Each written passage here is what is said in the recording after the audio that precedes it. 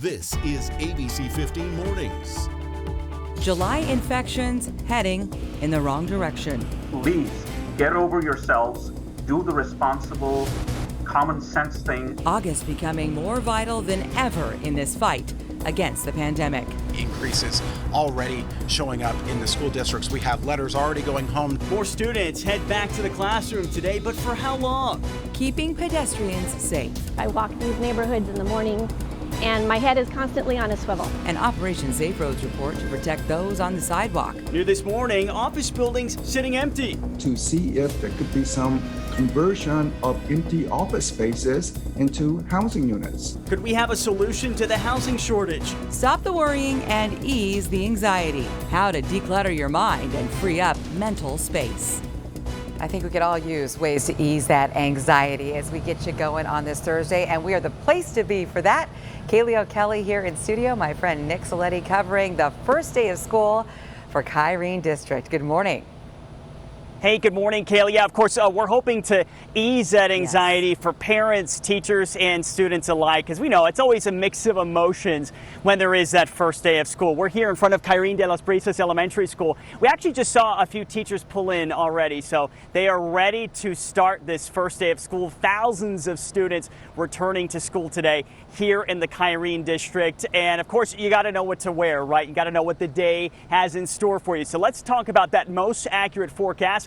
Meteorologist Iris Saramosio joining us right now. With that, Iris, I have to say right now, it doesn't feel too bad. No, not too bad this morning. And that's great because we are a little bit on the warm side. But you know what? The clouds certainly make it feel a little bit nicer out there. Just know, though, that those storm chances are going up today. And that's something to be aware of as you're thinking about picking up the kids from school later on today. Our storm chances climbing right into that scattered range as we see a 40% chance for thunderstorms today. We've started out the day with a lot of cloud cover. Here's a time lapse from this morning. Those clouds streaming in across our skies, left over from all that storm activity we saw around the state yesterday. So far, though, no raindrops in the valley. I am going to watch a little shower that's over the Superstition, see if that manages to hold together. There's about a 10% chance of a shower in the valley this morning, but those storm chances again increasing as we head into this afternoon and this evening. Temperatures also heading back into the triple digits. So while we're in the upper 80s right now, I think that's as low as we're going to go. We'll see those 90s by mid-morning, then triple digits this afternoon with a high today of 103. Now, with those storms developing, I'm going to talk about what hazards you'll need to be aware of in that full, most accurate forecast still ahead. But as we gear up for that first day of school, or maybe you're just heading out the door, our Megan Thompson, our traffic pro, keeping us updated on that morning drive. Hi, Iris. Thank you so much. Let's get a check of traffic sponsored by Accident Law Group. And this is that wide view of our traffic map showing you all of those flows really mostly in the green. That's the good news for you if you are heading out the door. We do have a couple crashes off Valley Freeway. So here's what we're looking at. 24th and Baseline. We have a crash in the East Valley just there near the US 60. Again, that one is off the freeway. Another one here at 24th and Baseline. So keep that in mind if that is part of your commute. On the US 60 westbound from the 202, to the 10, your average speed is right around 65 miles per hour with that drive time close to 15 minutes. So that's the good news. Now, as the 10 looks really good for us, the only slowing we're really seeing is on Grand Avenue at this point in the morning and along the Durango curve. So from the 101 to the 17, 43 miles per hour is how fast you're traveling with that desert drive time, right around 15 minutes, Nick. Megan, thank you. We know we will see more cars and buses on the roads today. We're live here in the Kyrene School District as their 16,000 students get ready to return to the classroom for the first day of school. But as these students and others prepare for this brand new school year, we are seeing a steep rise in the number of COVID cases thanks to that highly contagious Delta variant. So what do the numbers say as we look at the cases across Arizona? I sat down with our ABC15 data analyst Garrett Archer for this in-depth look and also to try to understand the story behind these case numbers. Homework, gym clothes, and hopefully lots of great stories from their first few days back at school. But now there's something else doctors are worried your kids could be bringing home. That group of individuals is getting COVID at a higher rate right now. ABC15 data analyst Garrett Archer has been crunching the latest coronavirus numbers from the Arizona Department of Health Services and says we're continuing to see a rise in the number of cases in the 0 to 20 age group. In fact, Garrett says we're seeing a 30% increase in this age group in the past 2 weeks. Although not as high as the 20 to 44 age group, Garrett tells me he's still watching this group very closely. Is that concerning to you? Any growth in COVID-19 is concerning.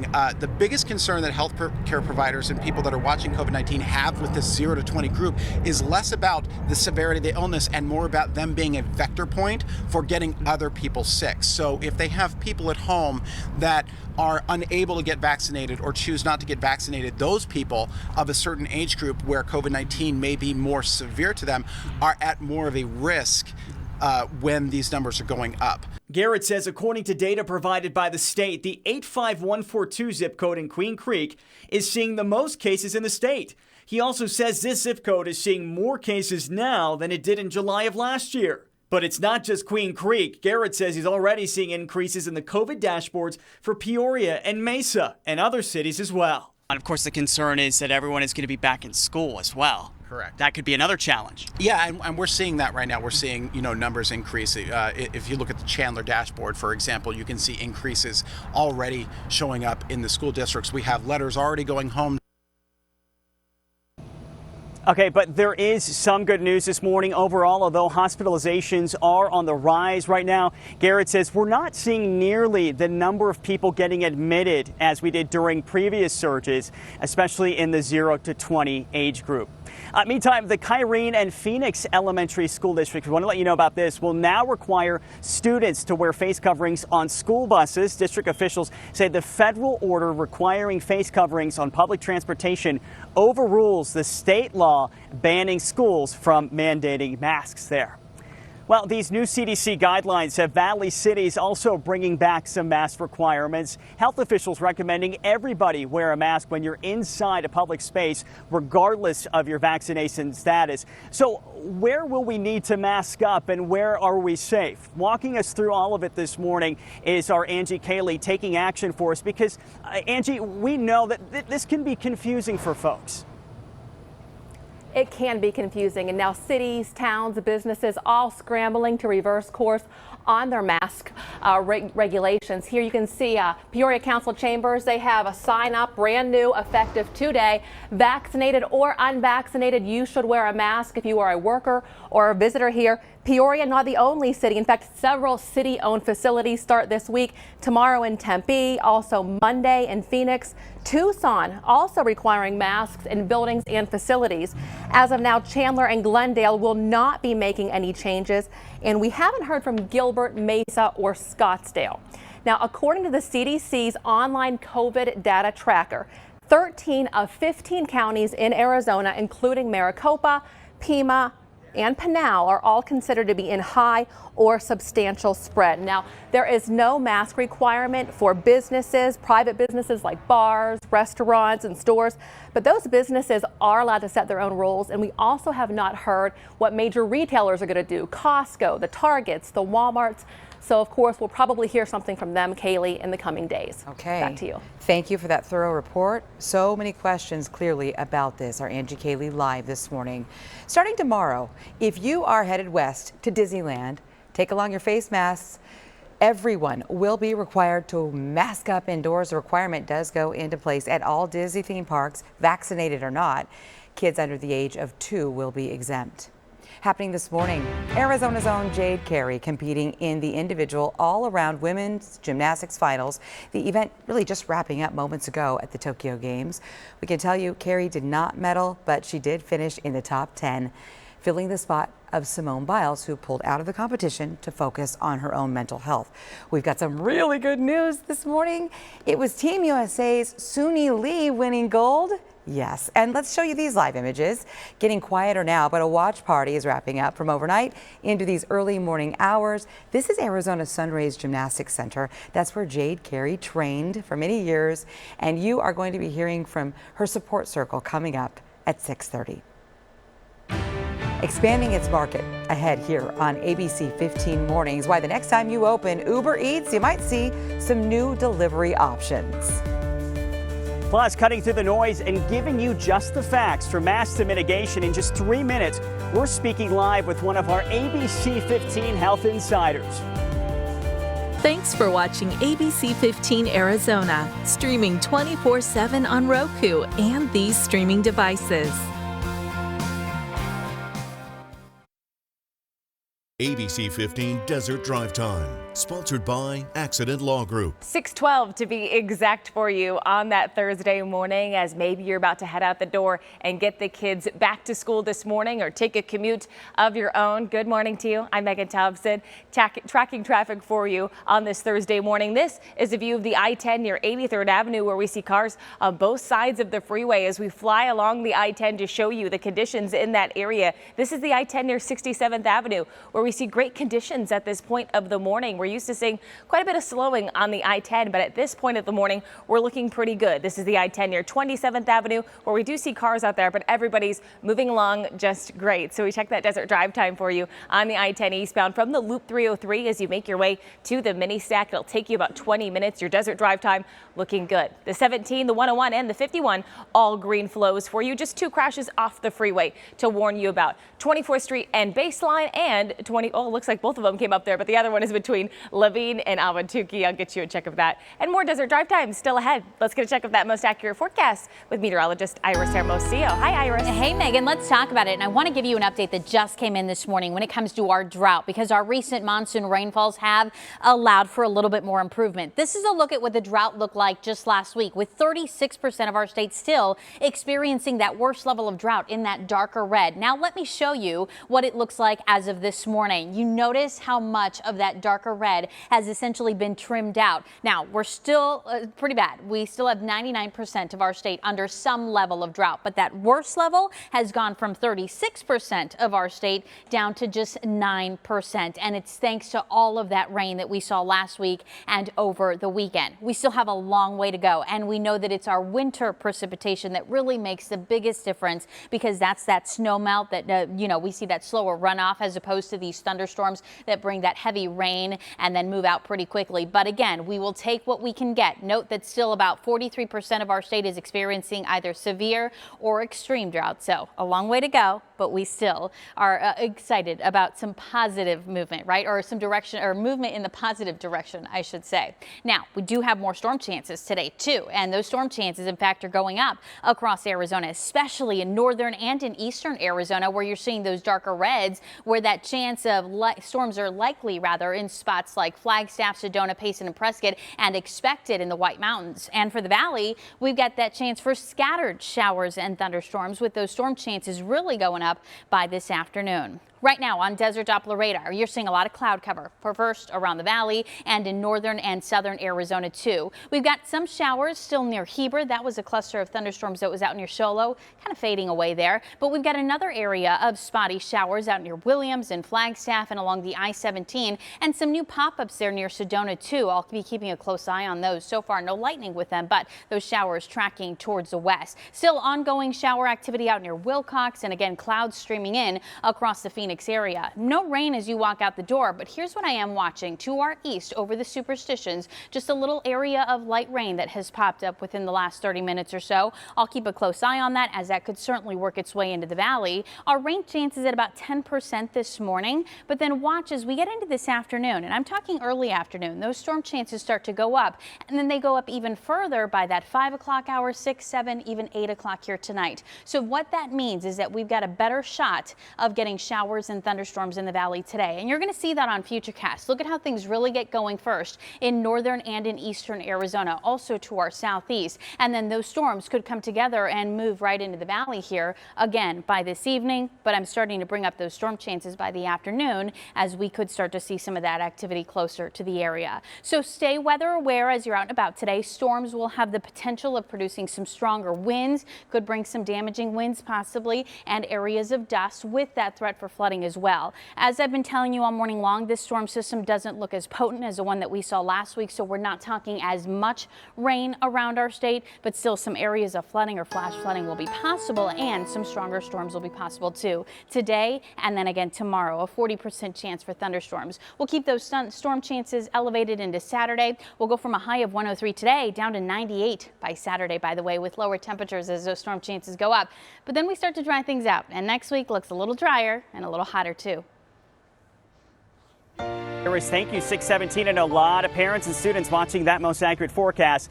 We're here live in front of Kyrene de las Brisas Elementary in the Kyrene School District. We know 16,000 students are going back today.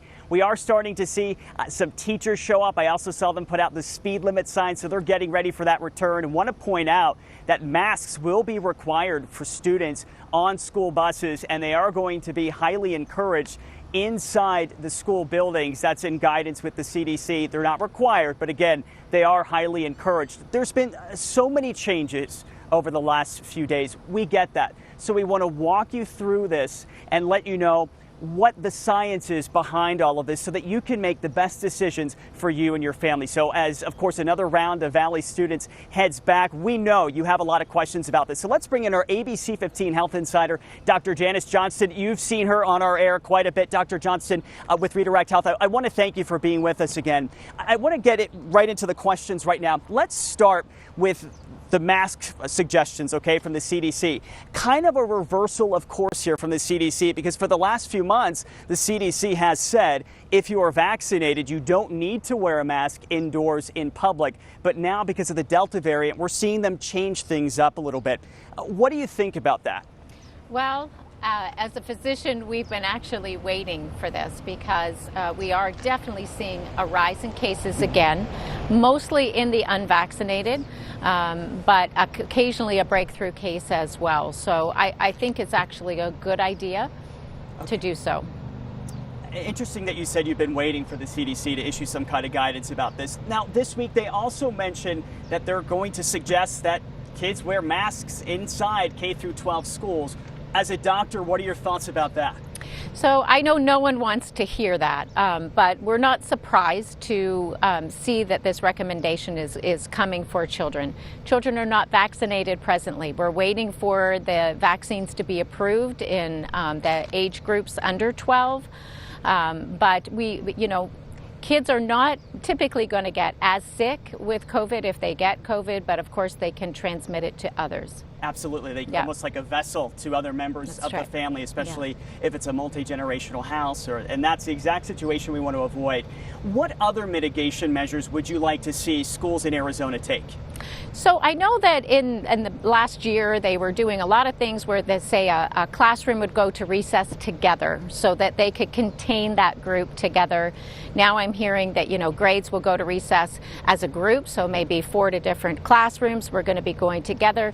If there were to be a case that happened in that group, it's going to be hard to, do some contact tracing in those situations. So almost like a cohort setup you would like to see. Yeah. Okay. Yeah. Well, we'll have to see obviously what happens moving forward, because we've seen a number of changes. So Dr. Janice Johnston with Redirect Health, I want to thank you for being with us this morning. You're going to join us in our 7 o'clock hour on the CW61 Arizona. So she's going to stay with us. She's not going anywhere. And our team coverage is just beginning here at the Kyrene School District this morning. Plenty of other changes and stats to go over with you this morning, Kaylee. Yeah, there are so many questions. I have been on our social media feeds DMing with a lot of parents who have a lot of questions. So thank you for being out there, and please thank Dr. Janice Johnston as well. Nick, we'll be back with you here momentarily. We've got some other news to get to. Some sports news right now. Day 3 of Arizona Cardinals training camp. The team already missing one of their newest high-profile players. Talk about J.J. Watt. Sitting out Wednesday. In fact, the defensive end saying he was feeling sore in his hamstrings after the run test on Tuesday. He says just out of an abundance of caution and keeping it real when he was asked about his history of injuries. Listen. What matters is September 12th and what we do on game days for the entire season. And I'll be judged by that. And that's perfectly fine by me, because if I go out there and I perform, then I want you to give me my credit. And if I don't, then you can talk your shit then too. So it's perfectly fine. And there you have it. He didn't say when he would be out of practice again, but says again, being ready for week 1 of the regular NFL season. That's what's most important. In the meantime, we are 15 days away from the first game of the preseason, and we are excited. Deciding what's important and making sure you just don't sweat the small stuff. Up next on your bulletin board, how to declutter your brain without losing your mind.